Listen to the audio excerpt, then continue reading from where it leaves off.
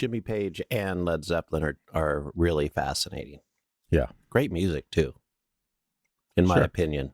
Yeah. There's some hits in there, I'm sure. Yeah. A little Stairway to Heaven, that's like one of the best. It's a classic. And then you got, what is it, the Immigrant Song, I think, that they played so well in Thor. Yeah. Thor Ragnarok. Of course, yes. You would mention a Marvel movie. Got to. In the Zozo episode, Christian. I gotta lighten this. You don't normally do the dark ones. If we're doing demons, it's got to be dark, right? All right. So now that we got a little bit of the history surrounding this thing, and we'll dive into a little more in part 2, we should get started into a Zozo story. And if you remember when we touched on the Ouija board episode recently, I mentioned an author, Zachary Knowles, and I said that he has several stories within his book on Ouija boards that were surrounding Zozo in general. And I was like, oh, I'm going to save these for the Zozo episode. What a fitting place to put it, right? Right. So yeah, this is from Zachary Knowles' Real Haunted Ouija Boards, and it's titled Opening the Gate. Dina was about 10 years old when her aunt and uncle gave her a Ouija board when they visited from St. Louis. Horrible gift. Don't ever do that. Wow. I think I agree with you on that one. And I don't even believe in that. I know. Yeah. You're like, thanks for this, I guess. Yeah. Are you trying to get me possessed? Are you some kind of demon yourself, aunt and uncle? Get out of here. Yeah. That's how it spreads. Sure. It's aunt and uncles. Well, like her family, Dina assumed it was a harmless game to pass the time. She really enjoyed playing with it and did so regularly over the years. Sometimes strange things would happen while she played, but those weird occurrences never scared her like they did her friends. As Dina got older, she lost interest in playing with the Ouija board. Years later, when she was in her early 30s, she went back to her hometown with her 2 young children for a visit. Dina's old friend, Murph, had passed away recently. She and her other childhood friend named Buddy went to Murph's house to say goodbye to his spirit. Buddy was a bit of a psychic. When they arrived at Murph's house, Dina felt nothing. Buddy, on the other hand, instantly knew, quote, "He's there, Dina." The 2 decided to go inside the house and use Dina's old Ouija board to try and contact Murph. It was like he had been waiting to speak to them because he responded immediately, moving the planchette quickly around the board. Dina and Buddy tested the spirit to see if he knew things only Murph would know. It was him, all right. The spirit even had the same sense of humor everyone had loved about Murph. He said he was happy, and the 3 of them communicated all night through the board. The following night, Dina tried to contact Murph again, alone. He wasn't there. Someone else, some other spirit, kept saying, quote, "Zozo is coming." Dina had no idea what it meant and kept trying to get the spirit to talk about other things, but all it continued to do was warn her. That night, Dina lay in bed in her childhood home, unable to sleep. She heard the sound of footsteps in her room. Quickly, she flipped on her bedside light, terrified to see a dark figure sitting at her desk on the other side of the room. The dark man faded away in front of her eyes. Dina struggled to get to sleep. The next day, she got online and searched for information about a Zozo spirit and the Ouija board. She found nothing and didn't give it any more thought. A few years later, Dina's now teenage daughter, Jill, brought home a fancy glow-in-the-dark Ouija board. Jill tried it out in the living room while Dina was getting ready for work. Almost immediately, Jill was contacted by Zozo. The spirit said he had been waiting a long time for her to talk to him. He told Jill that her mother had opened the gate years before. When Dina entered the living room, Jill told her what the spirit had said. While Jill spoke to Dina, the planchette moved again. HELLODEENA.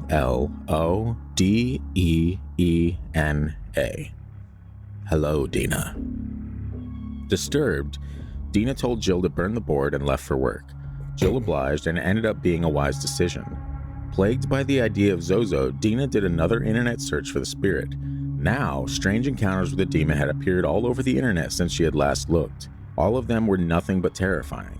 Dina couldn't help but wonder how so many people had encountered the same evil entity she had learned of years before. Had she really opened the gate like Zozo claimed?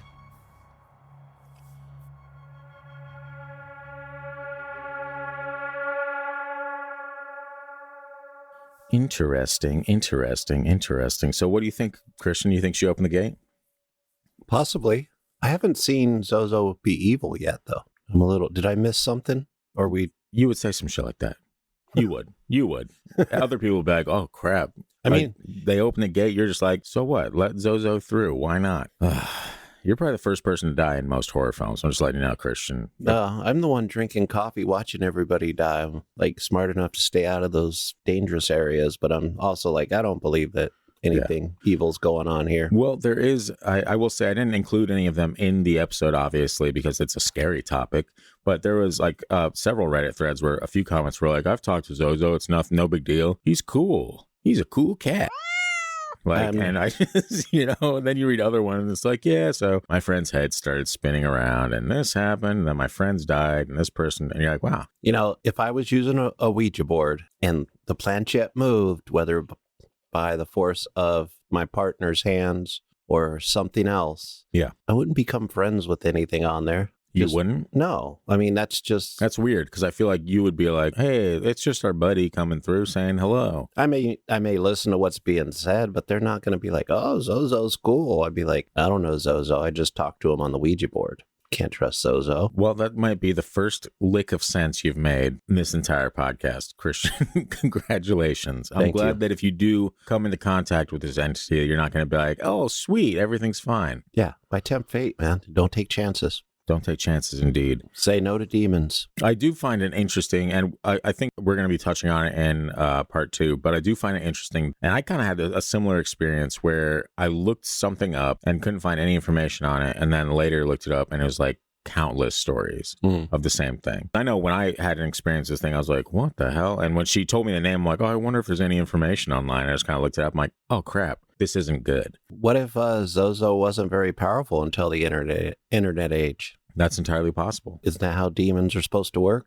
Yeah, it could be, just lying in wait, waiting for his time. Like, you know what? At some point, something's going to happen and I'm going to rise to power again. Yeah. But we have, as we mentioned in that kind of Tibetan prophecy in the cold open, it's interesting to think about that type of stuff where you have something that is kind of like, at that point, it's under 9 stories of the earth in copper chambers or whatever, but it's been foretold that it will come back. And that's a long ass time ago. I was a little fascinated that story was Tibetan.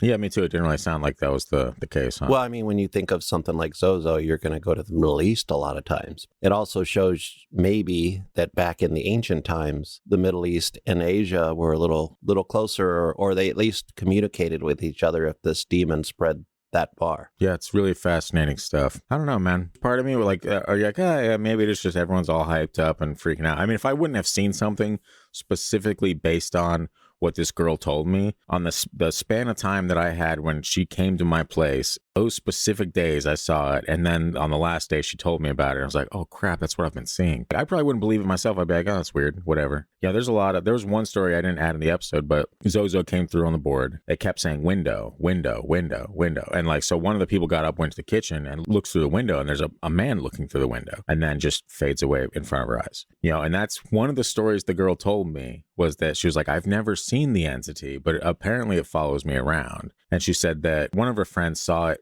looking through the window on the second floor of their house, where there was nothing the thing could have been standing on. It was just in front of the window on the second story, which is terrifying to think about, and why I always keep my blinds closed. Even walking through this hallway in the morning, man, I don't look out those windows at all. I'm like, not today. It's not going to happen. Not going to get me today. I get that. Yeah. I think I've told a story about how I wouldn't look in the window because I was afraid to see what the reflection was when I had like a haunted experience. I'm like, I knew better. That's right. Sanity is a very fine edge, and you could go off of, fall off that at any point if you look the wrong way or see the wrong thing or mess with the Ouija board, according to you, right? According to so many people. It's right. Like, I'm just the speak pipe for these people at the moment. Like, go ahead, browse Ouija board stories. There's so many you can't even count. There's just stories of people encountering weird shit with Ouija boards. And it's just, why, like you said earlier, why tempt it? I'd be the person to be like, yes, they say there's something following me, always there with me, but I don't see it. Yeah.